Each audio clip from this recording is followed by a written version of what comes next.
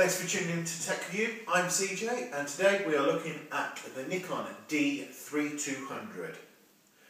So this is a nice looking camera. It's got a professional quality to it. The build, it's really quite sturdy. Some people say this is an entry-level camera. I bought this to replace my entry-level camera, but it still doesn't have the features as some of the higher levels do. So this is a 24 megapixel camera, so that is extremely high for an entry-level camera. This is what I mean. And some of the features on there outweigh some of the more expensive cameras. So let's have a deeper look. The lens that came with the camera is the 18 to 55mm lens. It's got autofocus and manual modes, and it's also got Nikon's vibration reduction. So the image processing engine in this is the X-Speed3, which you'll also find in Nikon's flagship camera, which is what I mean by entry level. Okay. The ISO on this is really quite decent as well. It goes up to 6400 ISO, and then also it's got a boost on there which takes out to 12,800, which is phenomenal. And what I like about this camera as well is my entry level camera only went up to 1600 ISO, which was rubbish, and the noise on 1600 was phenomenal. This, the noise is barely noticeable at 3200 ISO. And the sensor on this camera is a DX CMOS. So when I first picked this camera up, I wasn't convinced it was easy to use as, say, like the Canon. So whilst it feels really comfortable in your hand, it's quite light. It did take about 5 minutes to get used to. So the on-off is, you'll find here. When you've got it in the viewfinder mode, you do get all the information on the back screen like this, which is really nice. And if you want to change something, you just press the I button and you can scroll through. So you can change it from RAW, you can change the white balance, the ISO, shutter speed, metering mode, the exposure, flash, etc. The flash is quite nice on this one. You've got the button on the side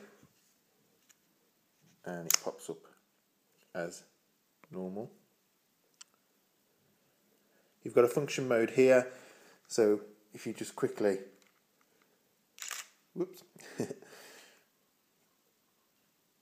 if you press that, then you can change the ISO. If you want to change the exposure compensation, it's here. It would help if I take the lens cap off, I suppose. There we go. Live view mode. It's very, very good.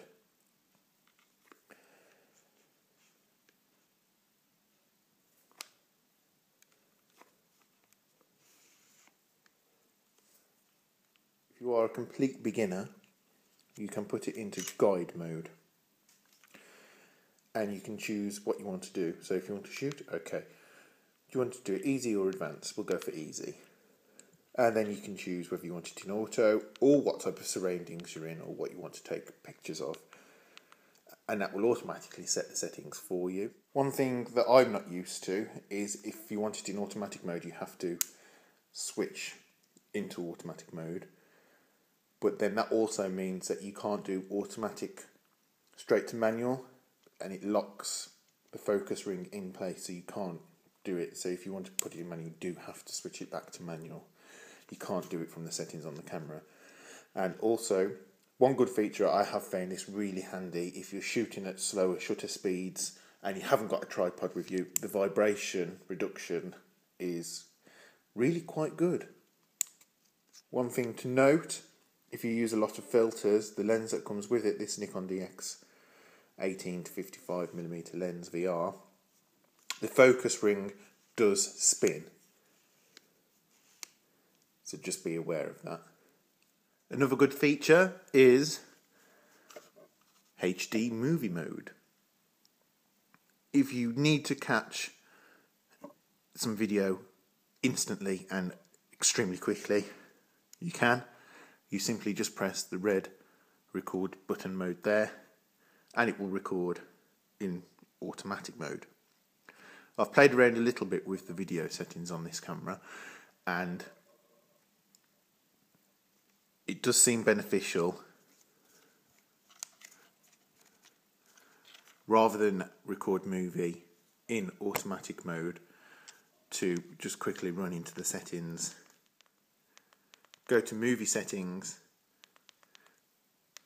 and put manual movie settings on. You can choose your frame rates and everything there as well. Put it into live view mode.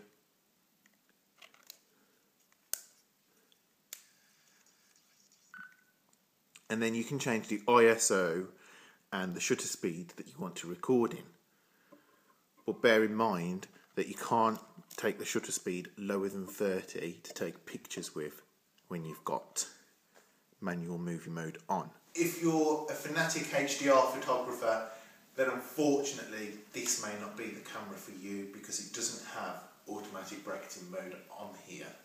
I've heard rumours on forums that there may be a firmware update soon to put that into place, but at the moment if you want HDR photography, a tripod is an absolute must. Trust me. So, this is the Nikon D3200. The pictures that I've taken so far and played about with are phenomenal. The quality of that 24 megapixel sensor is amazing. The lens quality that comes with this camera is really quite impressive. And the build quality is really quite good too. One of the things you might want to switch off on this camera, depending on what kind of photos you're shooting, is the autofocus assist light, which can get quite annoying if you're trying to take sneaky pictures of people. Not sneaky pictures, but pictures of people without them knowing. That still doesn't sound right.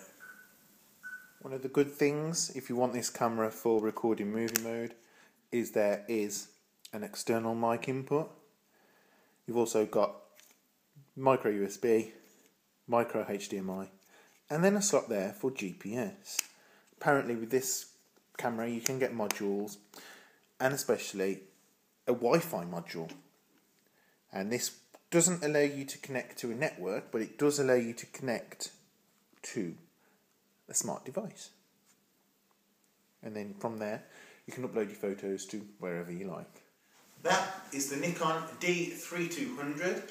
If you'd like to see some test shots and test video shots, check out my blog, techviewbycj.blogspot, and please subscribe. Thanks a lot.